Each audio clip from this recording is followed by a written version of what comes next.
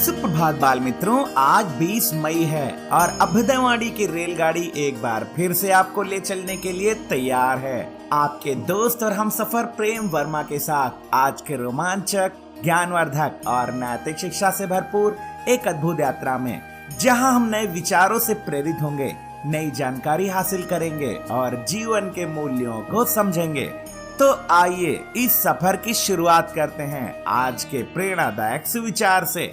हमारे लक्ष्य निर्धारित करते हैं कि हम क्या बनने वाले हैं। Our goals determine what we are going to become।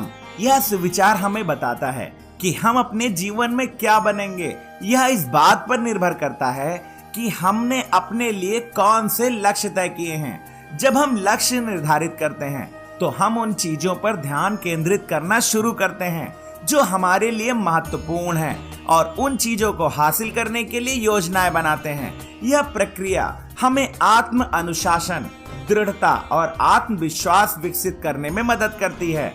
लक्ष्य प्राप्त करने से हमें सफलता और उपलब्धि का एहसास होता है, जो हमारे आत्म सम्मान और खुशी को बढ़ाता है। वहीं लक्ष्य के बिना हमारा जीवन अस्थिर और उद्देश्यहीन हो सकता है। अभ्युदयवाणी में अब जानते हैं आज का अंग्रेजी शब्द, जो है रिस्टोरेशन। RESTORATION। रिस्टोरेशन का अर्थ होता है पुनर्स्थापन। पुनर्स्थापन का अर्थ होता है किसी वस्तु, स्थान, स्थिति या व्यक्ति को उसकी पूर्व अवस्था में वापस लाना या दुरुस्त करके पहले जैसा करना। यह शारीरिक, मानसिक, सांस्कृतिक, प्राकृतिक या ऐतिहासिक किसी भी रूप में हो सकता है। उदाहरण वाक्य, the restoration work of the old fort is in progress. पुराने किले का पुनर्स्थापन कार्य जारी है। अब आगे बढ़ते हैं इस सफर में और आनंद लेते हैं आज की पहेली का। ऐसी कौन सी चीज है जो बिना बुलाए ही आ जाती है? वह हमारे हर कमरे में रहती है लेकिन किराया भी नहीं देती है। इस पहेली का जवाब है हवा। अब अगला स्टेशन है आज का इतिहास। इतिहास हमें अतीत से सीखने और वर्तमान को बेहतर बनाने का मौका देता है। आइए इतिहास के पन्नों में आज 20 मई की कुछ प्रमुख घटनाओं पर नजर डालें। सन 1498 में आज ही पुर्तगाली खोजकर्ता वास्को डी गामा भारत के कोझिकोड यानी कालीकट के तट पर पहुंचे, जिससे यूरोप और भारत के बीच समुद्री व्यापार मार्ग का मार्ग प्रशस्त हुआ। सन 1873 में आज ही लेवी स्ट्रास और जेकब डेविस को जीन्स बनाने का पेटेंट मिला। यह फैशन इतिहास में क्रांतिकारी मोड़ था, जो मजदूरों के पहनावे से लोकप्रिय फैशन में बदला। सन 1891 में आज ही एडिसन कंपनी ने काइनेटोस्कोप का सफल प्रदर्शन किया, जिससे एक व्यक्ति चलती तस्वीरें देख सकता था। यह शुरुआती मूवी प्रोजेक्टर था। सन 1900 में हिंदी साहित्य के महान कवि सुमित्रा नंदन पंत का जन्म हुआ। वे छायावादी युग के प्रमुख स्तंभों में से एक थे।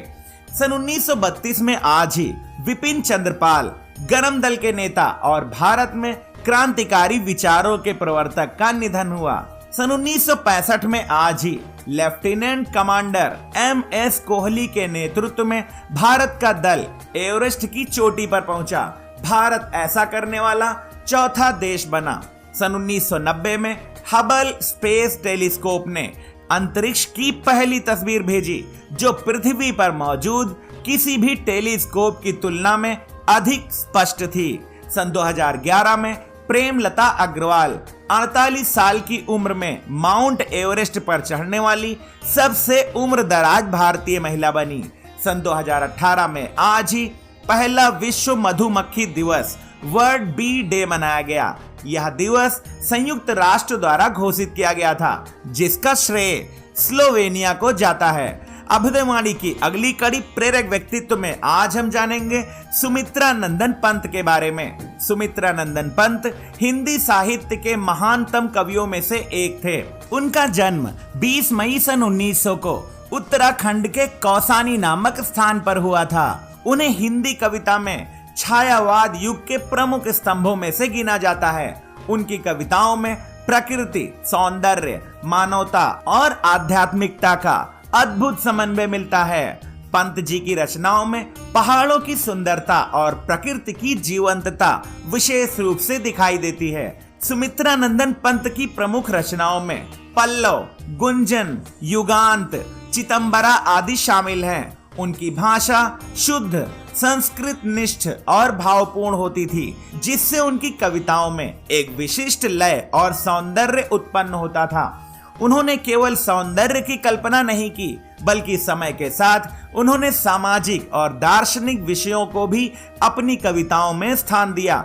उन्हें उनकी साहित्यिक सेवाओं के लिए ज्ञानपीठ पुरस्कार, साहित्य अकादमी पुरस्कार और पद्म भूषण जैसे कई प्रतिष्ठित पुरस्कारों से सम्मानित किया गया। उनका योगदान हिंदी साहित्य को एक नई ऊंचाई पर ले गया। सुमित्रानंदन पंत एक ऐसे कवि थे जिन्होंने कविता के माध्यम से प्रकृति, आत्मा और समाज के बीच पुल का कार्य किया। उनका साहित्य आज भी पाठकों को प्रेरणा और सौंदर्य बोध से भर देता है।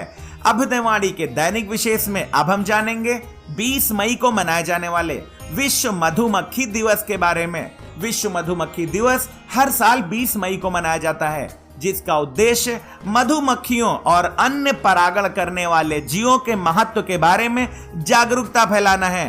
इस दिन की शुरुआत संयुक्त राष्ट्र द्वारा सन 2018 में की गई थी और इसका श्रेय स्लोवेनिया देश को जाता है, जिसने सबसे पहले इस दिन को मनाने का प्रस्ताव रखा था। यह दिन एंटोन जानसा की जयंती के अवसर पर चुना गया, जो 18वीं शताब्दी में एक स्लोवेनियाई मधुमक्खी पालक और आधुनिक मधुमक्खी पालन के अग्रणी माने जाते हैं। मधुमक्खियां न केवल शहद बनाती हैं, बल्कि फसलों के परागण में भी महत्वपूर्ण भूमिका निभाती हैं, जिससे खाद्य उत्पादन और जैव विविधता बनी रहती है। यदि मधुमक्खियां ना रहें तो कई प्रकार की फल सब्जियां और पौधों का जीवन चक्र भी बाधित हो सकता है।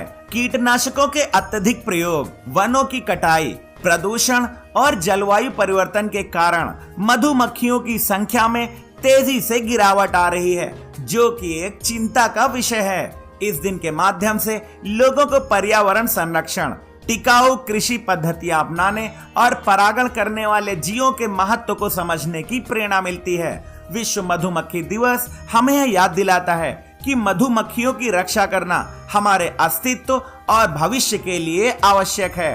अभ्युदयवाणी के अंतिम पड़ाव पर अब सुनते हैं आज की प्रेरणादायक बाल कहानी, जिसका शीर्षक है नली का कमाल। विजयनगर के राजा कृष्णदेव राय हमेशा अपने दरबारियों की बुद्धिमत्ता की परीक्षा के लिए नए नए तरीके ढूंढा करते थे। एक दिन उन्होंने मंदिर में जल रही धूप बत्ती की ओर इशारा करते हुए कहा, मैं चाहता हूं कि कोई मुझे 2 हाथ धुआं ला कर दे।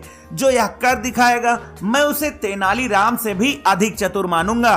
राजा की यह बात सुनकर पूरे दरबार में सन्नाटा छा गया। सभी दरबारी एक दूसरे का चेहरा देखने लगे। धुआं ना तो पकड़ा जा सकता है और ना ही नापा जा सकता है, ऐसे विचार सबके मन में उमड़ने लगे। फिर भी एक एक करके दरबारी कोशिश करने लगे। कोई दोनों हाथ फैलाकर धुआं पकड़ने की कोशिश करता तो कोई कटोरी या थाली में भरने का प्रयास करता, लेकिन जैसे ही कोई धुएं को पकड़ना चाहता वह हवा में उड़कर गायब हो जाता। राजा मुस्कुरा रहे थे और सभी दरबारी असफल होकर थक चुके थे। तभी दरबार में तेनालीराम आए। उन्होंने सबको देखा और फिर एक लंबी पारदर्शी शीशे की नली लेकर राजा के सामने आए। उन्होंने नली का एक सिरा धीरे से जलती धूप बत्ती के पास रखा। थोड़ी देर में नली के अंदर धुआं भर गया। फिर तेनालीराम ने नली के मुंह को कपड़े से बंद कर दिया और राजा की ओर बढ़ाते हुए कहा, महाराज यह लीजिए, आपके आदेशानुसार 2 हाथ धुआं। राजा और दरबार के सभी सदस्य तेनालीराम की चतुराई और कल्पना शक्ति को देखकर आश्चर्यचकित रह गए। राजा ने प्रसन्न होकर कहा, तेनालीराम अब तो यह साफ हो गया कि तुम्हारी बुद्धिमानी की कोई बराबरी नहीं कर सकता। तेनालीराम ने विनम्रता से जवाब दिया, महाराज आपकी आज्ञा का पालन करना मेरा धर्म है। ये कहानी हमें सिखाती है कि असंभव दिखने वाले कार्य भी बुद्धिमत्ता और रचनात्मक सोच से संभव बनाए जा सकते हैं। मुश्किल समय में घबराने के बजाय शांत चित्त, सकारात्मक सोच और सृजनात्मक दृष्टिकोण से हर समस्या का समाधान निकाला जा सकता है। आज की अभ्युदयवाणी का सफर बस यहीं तक था। कल सुबह फिर मिलेंगे एक नई ऊर्जा के साथ, रोमांचक, ज्ञानवर्धक और नैतिक शिक्षा से भरपूर एक रोचक सफर में। आपका दिन शुभ हो। जय हिंद, जय भारत।